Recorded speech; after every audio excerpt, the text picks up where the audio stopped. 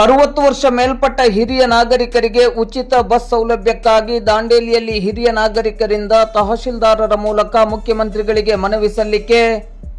ರಾಜ್ಯ ಸರ್ಕಾರ ವಿದ್ಯಾರ್ಥಿಗಳಿಗೆ ಉಚಿತ ಬಸ್ ಪ್ರಯಾಣ ಸೌಲಭ್ಯ ನೀಡಿರುವುದು ಸ್ವಾಗತಾರ್ಹವಾಗಿದ್ದು, ಇದೇ ಮಾದರಿಯಲ್ಲಿ 60 ವರ್ಷ ಮೇಲ್ಪಟ್ಟ ಹಿರಿಯ ನಾಗರಿಕರಿಗೂ ಸಾರಿಗೆ ಬಸ್ಗಳಲ್ಲಿ ಉಚಿತ ಪ್ರಯಾಣ ಸೌಲಭ್ಯವನ್ನು ಕಲ್ಪಿಸಬೇಕೆಂದು ದಾಂಡೇಲಿಯ ಹಿರಿಯ ನಾಗರಿಕರ ಹಾಗೂ ನಾಗರಿಕರ ಸಮಿತಿಯು ತಹಶೀಲ್ದಾರ್ ಶೈಲೇಶ್ ಪರಮಾನಂದ್ ಅವರ ಮೂಲಕ ಮುಖ್ಯಮಂತ್ರಿ ಡಿ.ಕೆ. ಶಿವಕುಮಾರ್ ಅವರಿಗೆ ಮಂಗಳವಾರ ಸಂಜೆ 4 ಗಂಟೆ ಸುಮಾರಿಗೆ ಮನವಿಯನ್ನು ಸಲ್ಲಿಸಿದೆ.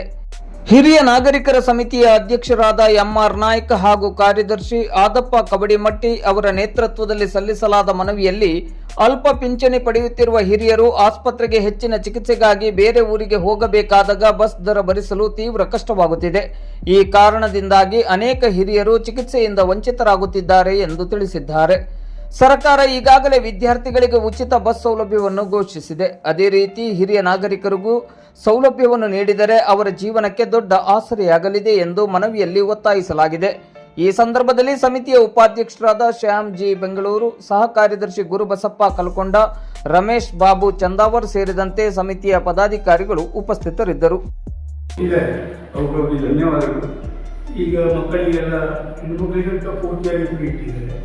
ನಮಗೂ ಹಿರಿಯ ನಾಗರಿಕರಿಗೆ 60 ವರ್ಷ ಮೇಲ್ಪಟ್ಟವರಿಗೆ ನಮಗೂ ಬಸ್ನಲ್ಲಿ ಫ್ರೀ ಪಾಸ್ ಮಾಡಿಕೊಡ್ಬೇಕಾಗಿ ನಾವು ಸರ್ಕಾರ ಕಡೆ ಕೇಳ್ಕೊಳ್ತೀನಿ.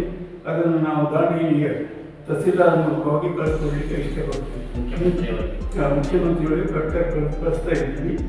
ನಮಗೆ ಕೊಡ್ತಾ ಇರುವಂಥ ಆಶೆ ಇಟ್ಕೊಂಡು ಕೊಡ್ತಾ ಇದ್ದೀವಿ. ಇದು ನಮ್ಮ ಅಡಿಕೆ.